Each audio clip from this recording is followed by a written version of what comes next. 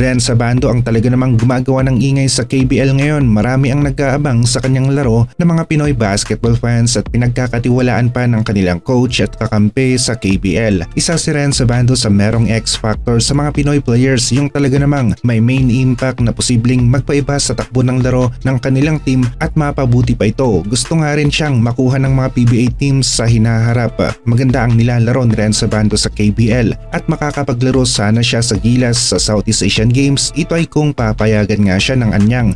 Pero malabo ito dahil hindi kasali ang South Korea sa SEA Games. Sa FIBA World Cup Asian Qualifiers naman, baka pwede pa nga na makapaglaro si Abando, pero hindi naman siya kasali sa pool ni Coach Tim Cone at kahit hindi man kasali si Abando ngayon, posible na makonsidera ang depensa niya at maisali nga sa Gilas lineup sa susunod na window ng qualifiers ng World Cup dito sa Asia. Sa sipag at lakas ng isang Ren Sabando sa paglalaro ng basketball ay inaasahan natin na magtatagal pa ito overseas, baka makatatlo o 4 pang season sila kay bago ito tuluyang magpa-draft sa PBA at pataas pa ang kanyang performance ngayon sa KBL kaya malaki ang chance na ma-extend pa ang kanyang kontrata. Pwedeng maging maganda ang resulta ng 3-year ban rule ng PBA at pwede rin naman na ito na ang simula ng mas marami pang players na ayaw na maglaro sa ligang ito. Arvin Tolentino, William Navarro at Jamie Malonzo, sila ang sumubok na maghanap ng mas magandang oportunidad overseas bilang mga basketball players at kasabay ng kanilang hindi pag-renew ng kanilang kontrata sa PBA at mas pinili nga nila na maglaro sa ibang liga ay inilabas ng PBA ang bagong rule, ang 3-year ban rule para maiwasan na maulit nga na biglang maraming mga key players o star players ng kanilang team sa PBA ang biglaang lilipat ng liga at team.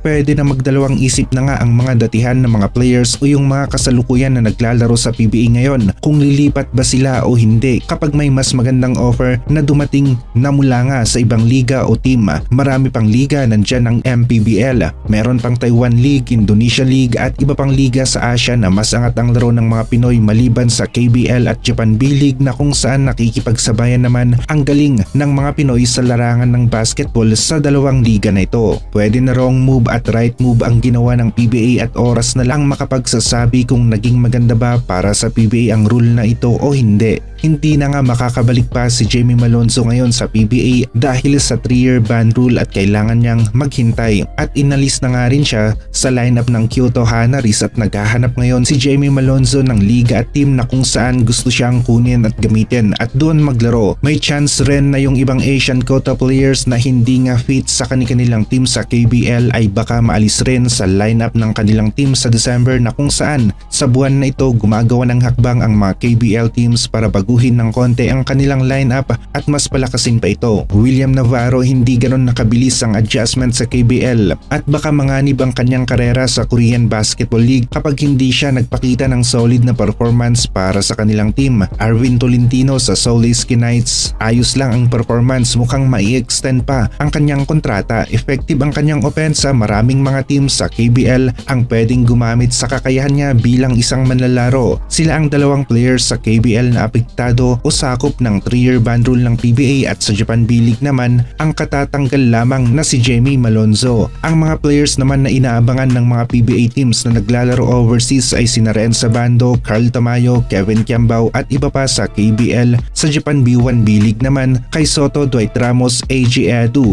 Mga players na hindi pa nagpapadraft sa PBA at mga 3 to 4 years pa bago nga magpadraft ang mga ilan sa mga players na ito sa PBA dahil karamihan sa nabanggit natin o halos lahat sila ay palag-palag pa ang laruan at malakas pa rin ang ipinapakitang performance sa kanilang liga at teams overseas.